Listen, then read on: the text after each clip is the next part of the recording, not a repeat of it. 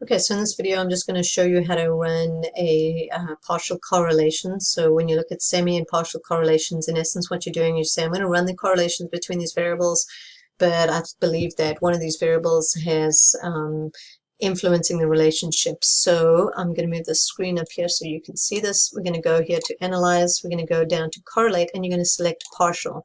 I'm going to reset this, okay? So the variables we're looking at exam performance and anxiety, and we're going to look at time spent revising as the variable that we're controlling for, right? So I want to know, if I take revising out, what is the relationship between exam performance and anxiety?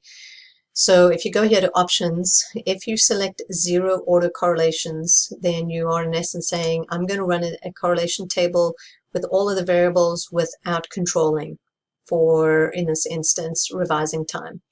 So Andy talks a little about a first order partial correlation, a second order, and third order. That's just when you are adding more variables that you're controlling for. So we're going to select that just so I can show you the output. We're going to click OK. And so the top half of the table, okay, so it tells you there's none. Yeah, this is zero order. This is the table that we've already run when I just did the bivariate correlations initially. So you can see the relationship between exam performance and exam anxiety. That's what I'm interested in. So maybe I thought, well, maybe revising time has a impact on this correlation.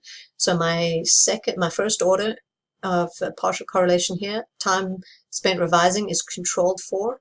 And now I look at the correlation between exam performance and exam anxiety, and notice it's still significant, but that correlation is not quite as strong here, which tells us that time spent revising has an influence in that correlation. So we've got a negative significant correlation here. So that's what you do when you're looking at partial and semi-partial correlations, and we try to control for variables that we think are having an influence in the initial relationships between those variables.